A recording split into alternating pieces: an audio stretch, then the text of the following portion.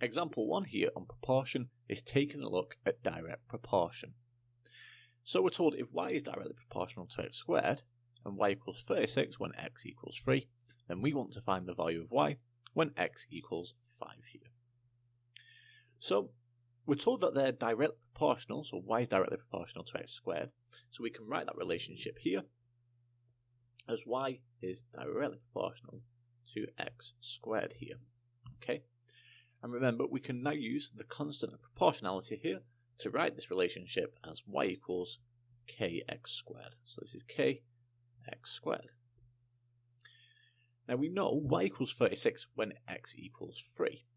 So in that case then, if we simply replace y with 36 and x here with 3, then we can solve here now for k. So therefore y is equal to 36, and this is equal to k times x squared. So if x is 3, this is going to be k times 3 squared there. Well, 3 squared gives us 9, so what we know here is 9k is equal to 36. So therefore, if we want the value of k, we just simply need to divide here by 9. So therefore, k is equal to 36 over 9, giving us k equals 4.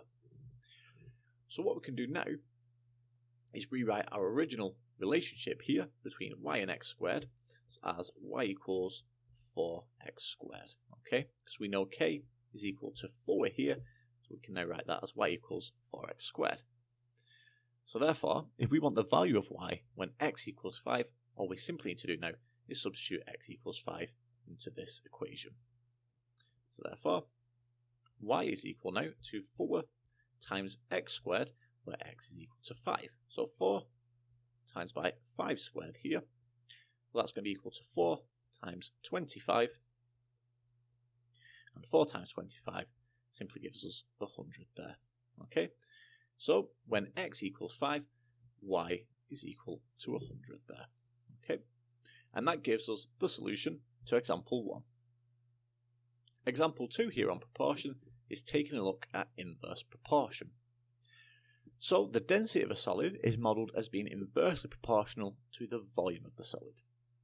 And we're told a solid with density of 40 kilograms per meters cubed here has a volume of 0.05 meters cubed.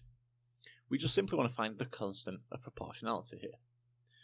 And again, just like we did with the previous example, to start with, we just want to define the relationship here between these two variables.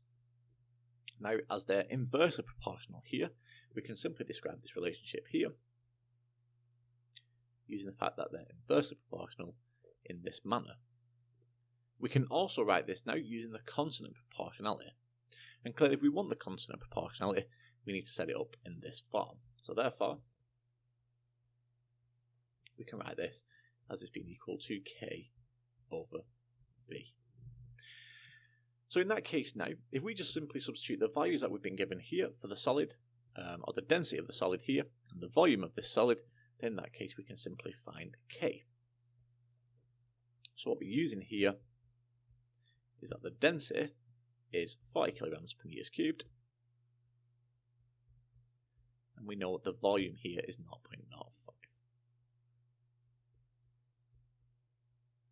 So in that case, simply substituting these in, we obtain 40 is equal to k divided by 0.05.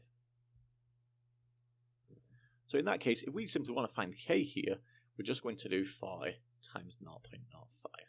Okay, so k is simply 40 times 0.05,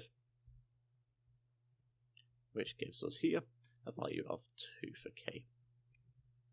Okay, and that's exactly all we wanted to find there for part A. So that gives us our constant of proportionality. And for part B here, all we simply want to do is sketch the graph for the density of the solid against the volume of the solid. Well, in this case here, what we know now is the constant of proportionality is 2. So in that case then, we just simply line this off here now for part B. What we can see then is this relationship here can be described as follows, using the constant of proportionality being equal to 2. So what we know here, as these are inversely proportional, as one of the variables increases, the other variable will decrease. And we could also write this of the form here, 2v to the minus 1 here. Okay? And as the volume can't be negative for a solid here, therefore we're only going to need to sketch the top right quadrant. And if we sketch this correctly here, what we'll obtain is something of this form. Now this part B here doesn't specifically ask for the asymptotes, but make sure to note that we have two asymptotes here. If we denote these in a different colour here, we have an asymptote at v equals 0. So essentially along this axis here. And again, we're also going to have another asymptote here. Again, if we denote this one in blue, here along rho equals 0 there. Okay, so those are our two asymptotes there. And like we mentioned, we're not specifically asked for those asymptotes, but it's a good practice to notice where those asymptotes are. And that gives us the solution there to example 2.